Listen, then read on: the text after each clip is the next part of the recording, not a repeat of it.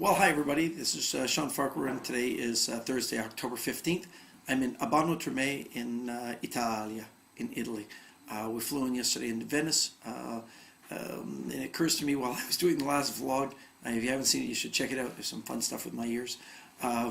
It occurs to me while I was thinking about my ears, I missed out on mentioning a couple of things that I thought I'd catch up.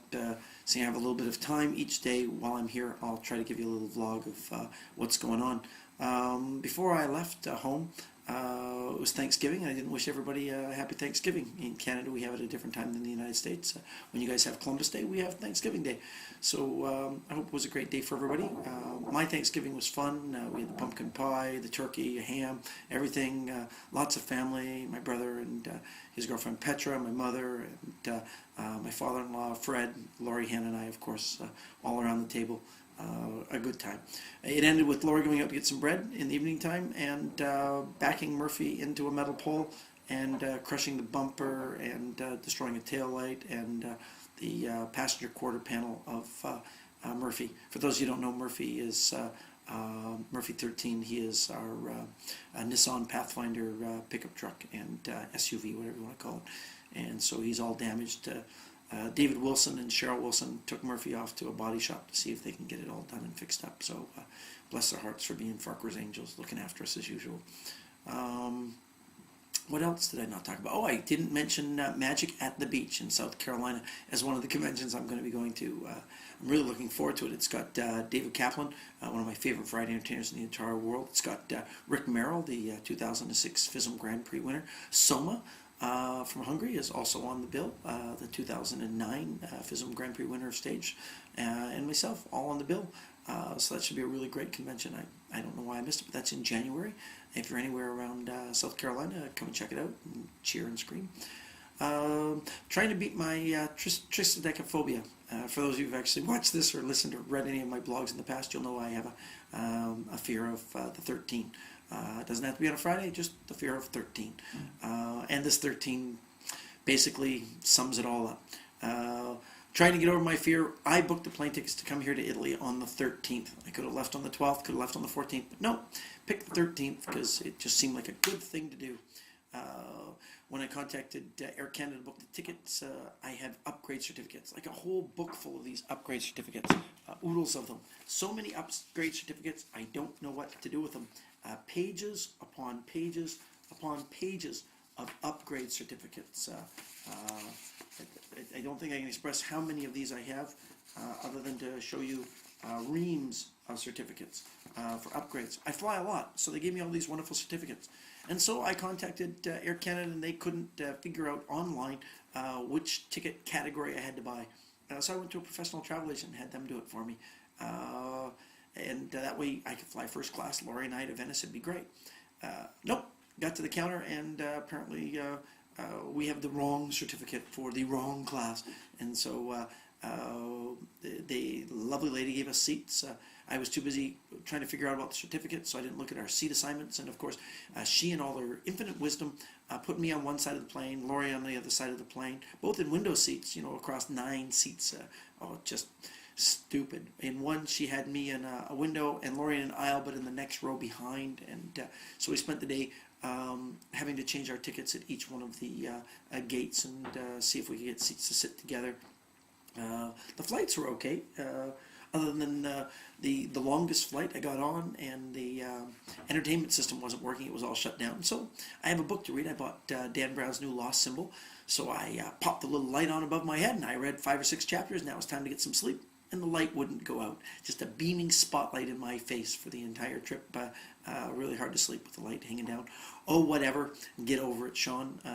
The connections were good. We flew from Vancouver to Montreal. Now, I did this because we had to fly on Air Canada. We couldn't go a direct flight with Lufthansa or something to directly to Frankfurt, because if I wanted to use my certificates, I had to fly exclusively with Air Canada. And of course, that meant more jumps. I went Vancouver to Montreal, Montreal to Frankfurt, Frankfurt to Venice. Of course, the entertainment system didn't work. The light wouldn't turn off. The food is garbage on Air Canada. Oh, it's just terrible compared to any of the other. Oh, it's terrible. kind of embarrassing because I'm a big flag waving Canadian, and we really need to improve our national air service. Flight attendants were great, and the planes are nice. Although you've got to question the integrity of a plane when it can't turn off lights and can't turn on movies.